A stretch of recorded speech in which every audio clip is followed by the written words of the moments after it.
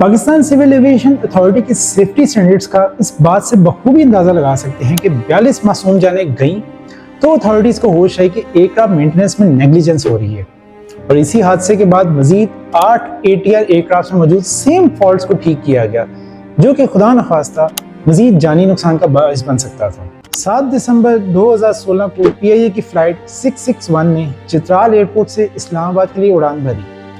इस फ्लाइट की ड्यूरेशन 1 घंटा और 10 मिनट होती है। चित्राल एयरपोर्ट माराकन डिवीजन में वाक़या है और इसका टेरेन देखा जाए तो ये एयरपोर्ट वैली में वाक़या है, जो कि 4921 feet above the sea level है। इस फ्लाइट के कैप्टन सालेह जंजुआ थे, जिनकी उम्र 43 साल थी। इन्होंने 1996 में अपना कैरियर PIA में फोकर F-27 के साथ शुरू किया और Airbus A300, A310, Boeing 737 and 777 as a first officer भी उड़ा चुके थे और उनका एक्सपीरियंस 11,265 फ्लाइंग आवर्स था, जिनमें से 1,216 आवर्स ATR 42-500 का था। कैप्टन सालेह जंजुआ कैप्टन इफ्तिखार जंजुआ के बेटे थे, जिनकी शहादत PIA फ्लाइट 268 हिमालय में क्रैश हुई थी। फ्लाइट 661 के flying pilot first officer Ali Akram थे और उनकी उम्र 40 साल थी, जिन्होंने 2005 में अपना करियर PIA में ट्विन ऑटर और फोकर F-27 के साथ शुरू किया और 2007 में ATR 42-500 भी उड़ाना शुरू किया।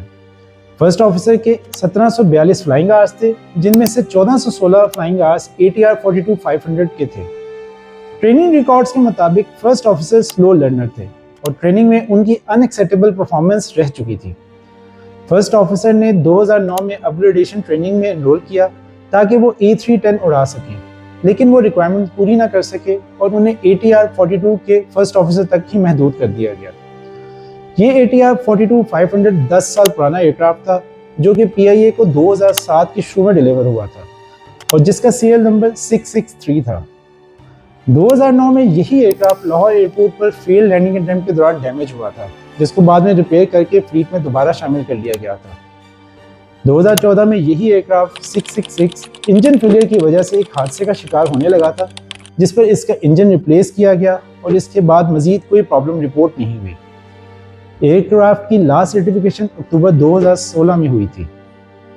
इस चित्राल से इस्लामाबाद जाने वाली अनफॉर्चुनेट फ्लाइट में 42 पैसेंजर्स थे, जिनमें 2 बच्चे भी शामिल थे। इन्हीं पैसेंजर्स में पाकिस्तान के मशहूर सिंगर, जो कि बाद में इस्लामिक प्रीचर के तौर पर जाने गए, जुनैद जमशेद भी अपनी वाइफ के साथ मौजूद थे। चित्राल की रॉयल फैमिली के एक मेंबर और उनकी वाइफ, 2 एयर मार्शल्स, एक एयरक्राफ्ट इंजीनियर, 2 ऑस्ट्रियंस और एक चाइनीज नेशनल भी इन पैसेंजर्स में शामिल थे। पाकिस्तान टाइम के मुताबिक दोपहर 3:30 पर फ्लाइट 661 ने रनवे 20 से टेक ऑफ करना शुरू किया।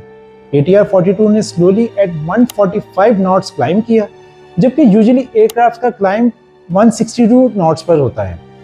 माउंटेनियस टेरेन की वजह से फ्लाइट 661 ने तंग घाटी में से साउदर्न डायरेक्शन में उड़ान भरी और बाद में एयरक्राफ्ट ने इस्लामाबाद के लिए ईस्टर्न डायरेक्शन ली। 30 मिनट बाद फ्लाइट 661 182 नॉट्स की स्पीड को मेंटेन करते हुए 13,375 के एल्टीट्यूड पर पहुंचा। 4:05 पर अचानक से क्रू को propeller electronic controller warning receive हुई, जिस पर कैप्टन ने फौरन से फर्स्ट ऑफिसर को क्विक रेफरेंस बुक को कंसल्ट करने का कहा और पैसेंजर्स में मौजूद एयरक्राफ्ट इंजीनियर को कॉकपिट में आने का कहा गया। कैप्टन ने लेफ्ट इंजन की पावर को दोबारा बहाल किया और जहाज की स्पीड 146 नॉट्स हो गई और प्रोपेलर इलेक्ट्रॉनिक कंट्रोलर को 3 दफ़ा रीसेट करने की कोशिश की गई, लेकिन वो कामयाब न हो सकी। 4:08 पर जब क्रू ने नोटिस किया कि लेफ्ट इंजन की पावर इरेगुलर मैनर में कम और ज़्यादा हो रही है, जबकि राइट इंजन स्टेबल है, कैप्टन ने फर्स्ट ऑफिसर को एयर ट्रैफिक कंट्रोलर से लो एल्टीट्यूड पर डिसेंड करने के लिए क्लियरेंस लेने का कहा।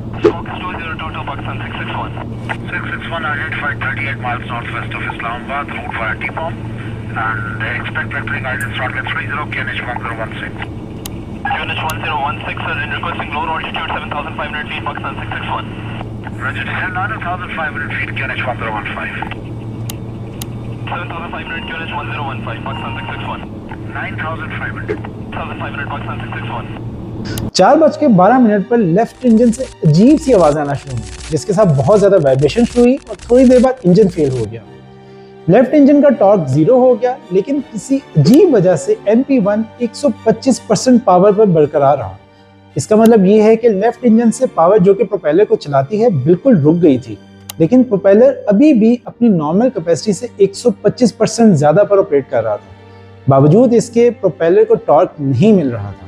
इंजन 1 के प्रोपेलर की ज़्यादा स्पीड ने 7 गुना ज़्यादा एसिमेट्रिक ड्रैग पैदा किया, जो कि आमतौर पर एक फेदर प्रोपेलर करता है। फेदर प्रोपेलर ब्लेड्स को हवा के फ्लो के साथ पैरेलल घुमाता है ताकि जब इंजन फेल हो जाए तो ये ड्रैग को कम किया जा सके। इंजन फेल होने की सूरत में जब प्रोपेलर फेदर किया जाता है तो ये कम एयर रेजिस्टेंस पैदा करता है, जिसकी वजह से प्लेन ज़्यादा स्मूथली ग्लाइड करता है और एनर्जी सेव करता है।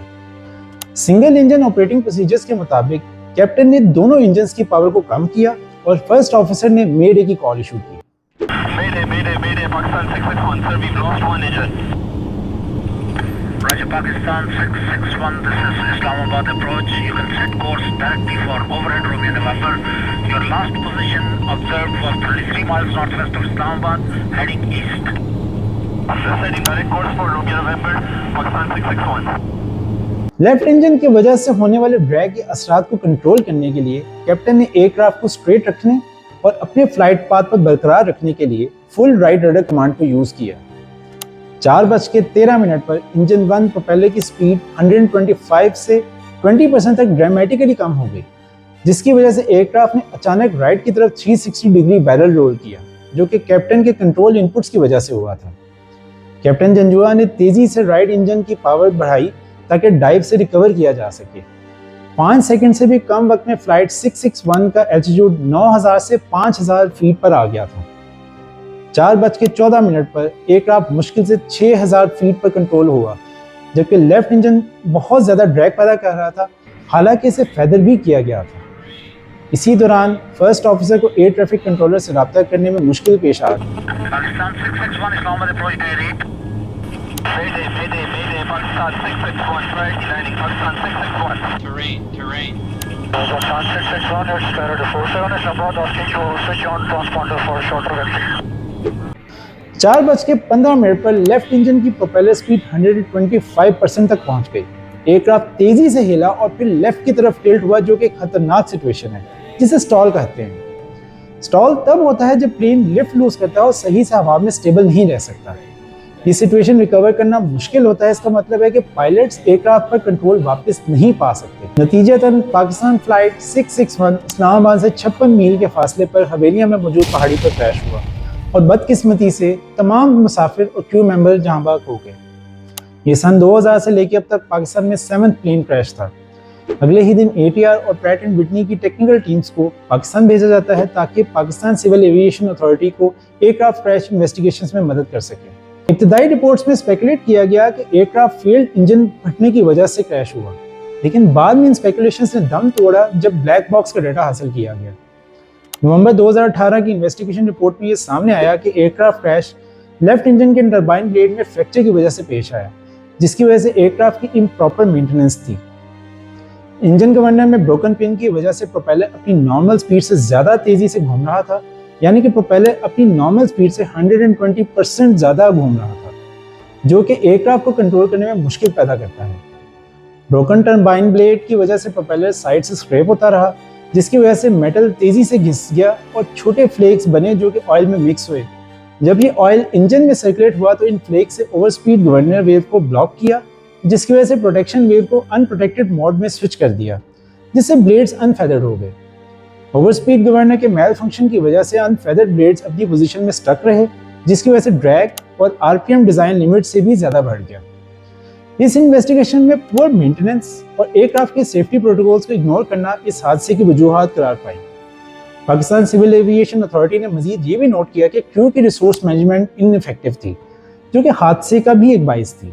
इस हादसे के बाद PIA ने ATR एयरक्राफ्ट के फ्लीट, जो कि 15 एयरक्राफ्ट पर मुश्तमिल था, को ग्राउंड कर दिया और इंस्पेक्शन करने पर मालूम हुआ कि इसके 8 ATR एयरक्राफ्ट में बिल्कुल यही मसला था। चेयरमैन PIA हादसे के 6 रोज बाद अपने ओहदे से मुस्तफी हो गए। दुआ है कि खुदा हम सबको अपने हिफ्ज़-ओ-मान में रखे। उम्मीद है आपको वीडियो पसंद आई होगी। इस वीडियो को लाइक करें, चैनल को सब्सक्राइब करें and hit the bell icon.